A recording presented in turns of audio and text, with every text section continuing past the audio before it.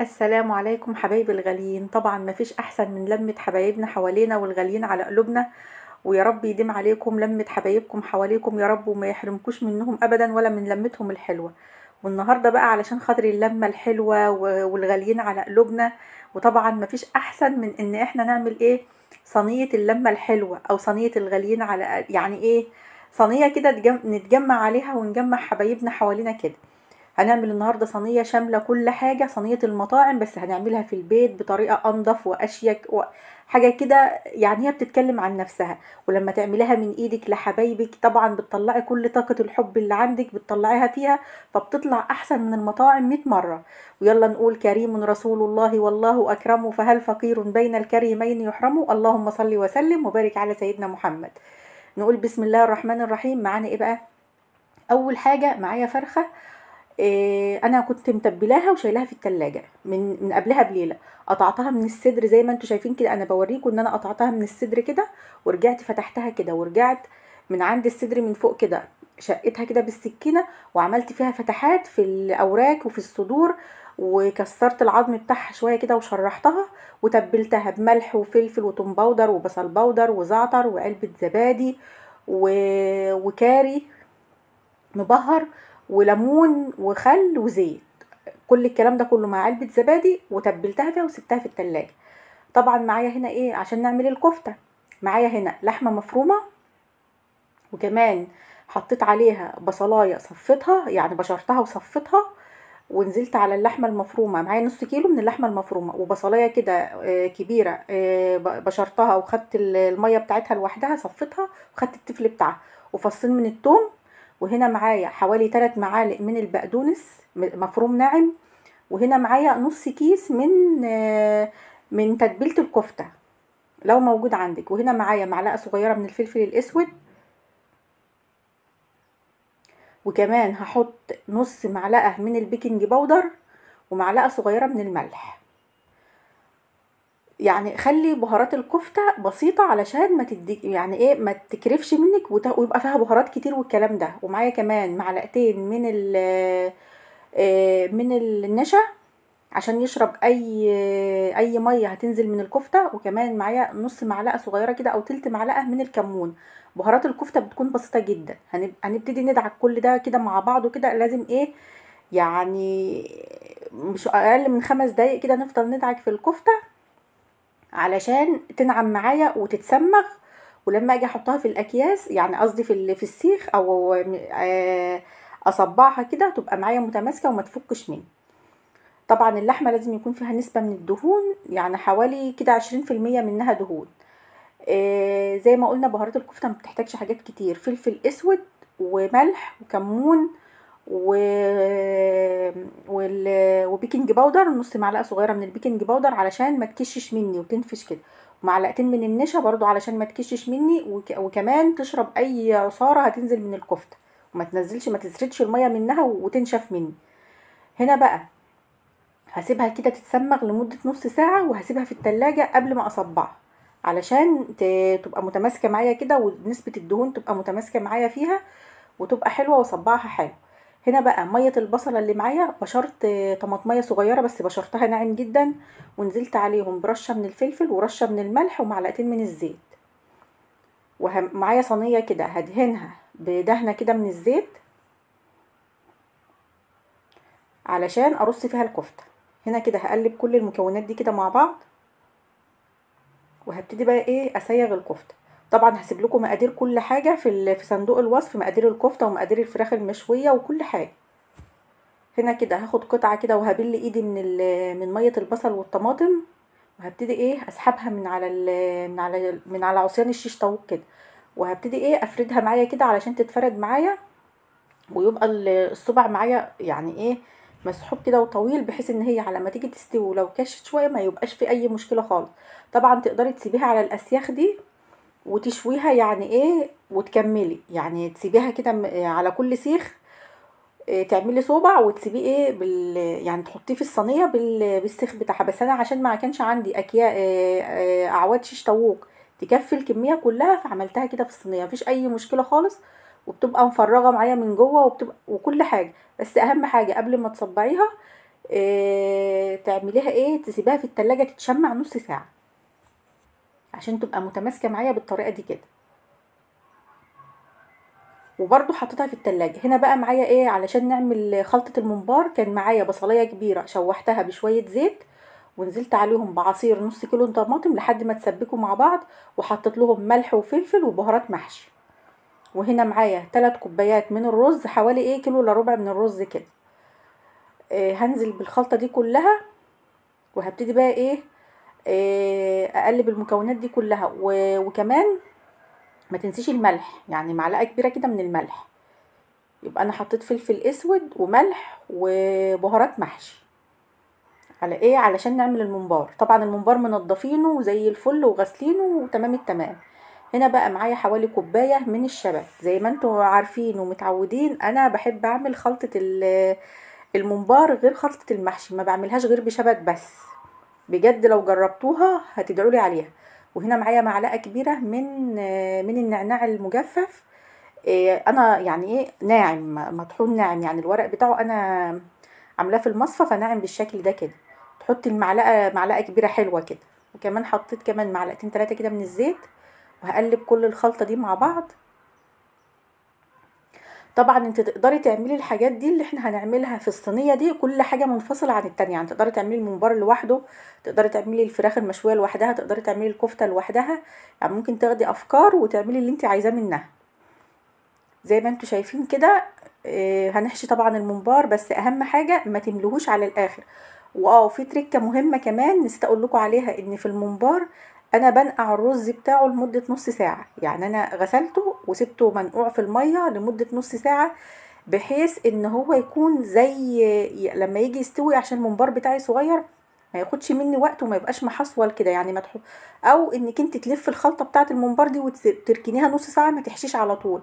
ليه؟ لان الرزايه بتنفش بتاخد حجمها في وحده الممبار، وبحيث ان هي لما تيجي تستوى معاكي كويس، ما تبقاش ايه م- يعني لما تحشي على طول، لا الرز بياخد وضعه فبيزيد معاكي في الممبار، فممكن تلاقيه محصول كده فيها. لا، انقع الرز لمده نص ساعه.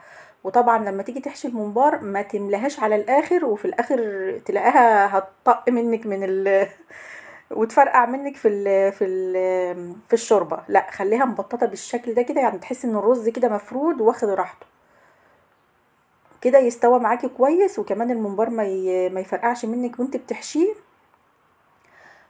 ويستوى حلو وعلى مهله كده ويبقى حلو. طبعا كل ما يكون الممبار او الدبيحه اللي انت جايبه منها الممبار سنها صغير، ما بياخدش معاكي وقت في السوا. خلي بالك من التريكات دي لان الحاجات دي بتفرق جدا. طبعا هنا انا كنت خلصت الكميه كلها، والكفته كنت حطيتها في الفرن، يعني قصدي كنت حطيتها في التلاجة وطلعتها. هنا بقى معلقه الصلصه اللي كانت فايضه، ومع ميه البصل اللي كانوا فايضين حطيت عليهم معلقه من الصلصه. وهنا كنت حطيت الفرخه، كان كده بقى لها نص ساعه في الفرن على درجه حراره 220. تمام كده. بعد ما اتشمعت كده وبالشكل ده كده، دهنتها بالصلصه وميه البصل، ودهنت الكفته برضو. هولع الشوايه وهحط الكفته والفراخ تحت الشوايه. يعني حط الكفته تحت الشوايه عشان مش هتاخد معاكي اكتر من 5 دقايق من كل وش، وارجعي قلبيها، والفرخه هتكون اتحمرت وكمان كملت سواها. هنا بقى معايا دي سمبوسه كانت عندي في الفريزر. انا دايما بحب اجهزها واحطها في الفريزر. اللي على الوش ده دول كانوا جبنه، انا فاصلاهم عن اللي فيها اللحمه. يعني هو الطبق فيه نص شويه لحمه وشويه مشكل جبن. طبعا هطلعها واحمرها. هنا بقى علشان نعمل الرز، معايا معلقه كبيره من السمنه، وكمان حطيت عليهم 4 5 معالق كده من الزيت، يعني حوالي ربع كوبايه من الزيت. وكمان هنزل عليهم بعود من القرفه، زي ما انتوا شايفين كده قرفه خشب. ومعايا بهارات اللي هي رز الكبسه، او اللي هو الرز المبهر، بجيبها جاهزه من عند العطار. طب انا ما عنديش البهارات دي، انا بنزلها كده في السمنه اللي هي السخنه علشان تتحمص معايا وريحتها تطلع مع الرز. طب انا ما عنديش البهارات دي، هتحطي ورق لوري بودر وحبهان وكاري وكركم وبابريكا ومرق الدجاج، وكل ده تحطيه برضو يتحمص كده وتنزلي عليه بالرز. انا هنا معايا الرز نزلت عليه كده بالشكل ده كده، الكميه دي كلها هبتدي اشوحها مع البهارات. ده رز بسمتي اللي هو البني، مش اللي هو الابيض. ده طبعا بيكون صحي اكتر، وكمان انا بحبه عن اللي هو الرز الحبايه البيضه اللي هي بتبقى رفيعه دي. هنا حطيت كمان معلقه من الكاري المبهر، وهحط كمان معلقه كده كبيره من بودره مرقه الدجاج، او تقدري تحطي مكعب مرقه. وهقلب كل ده مع بعض. يعني بصوا، مكعب المرقه ده او بودره مرقه الدجاج دي بتدي طعم جميل جدا للرز. ده في حاله انك انت ما عندكيش شوربه. فانا ما عنديش شوربه لان انا عامله كله مشويات، فما عنديش شوربه، فحطيت مرقه الدجاج. طبعا هقلب كل الكلام ده مع بعضه. وطبعا ما تنسوش الملح، وما تنسوش ان البهارات دي بيبقى فيها ملح. فهنعمل ايه؟ هنحط بقى الميه، بس هنحط بقى الميه مغليه بكميه كبيره، لان الرز البسمتي بياخد كميه اكبر من الرز المصري طبعا. وهحطه يغلي، وبعد ما يغلي غلوتين كده ههدي عليه واسيبه يستوي عادي. هنا بقى علشان نعمل سلطه الدقوس او سلطه المشاوي، هعمل ايه؟ معايا بصلايه كده حطيتها، ويا ريت تكون بصلايه حمراء، ومعايا طماطمتين وقرن فلفل اخضر، ومعايا فصين من الثوم، وكمان معايا كده نص حزمه من الشبت. بصوا، حاجات سهله جدا، يعني ما بتاخدش وقت، وفي نفس الوقت بتعملي حاجه حلوه لحبايبك طبعا. وحطيت معلقه من هريسه الشطه، تقدري تستغني عنها. وهنا كده حطيت معلقتين كمان عندي كزبره، انا شايلها في التلاجة كده متقطعه، حطيت منهم معلقتين.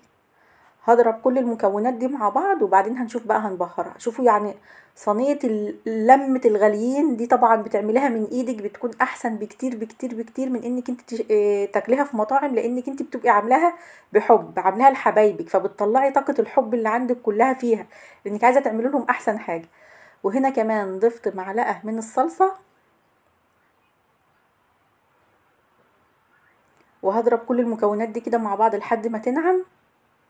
وبعدين هنا هضيف معلقه صغيره من الكزبره، ومعلقه صغيره من الكمون، وكمان هضيف فلفل اسود، هي مش بتحتاج بهارات كتير يعني، وكمان معلقه صغيره من البابريكا. وهقلب كله مع بعضه. هنا بقى هعصر معايا ليمونتين، هنا معايا عصير ليمونتين.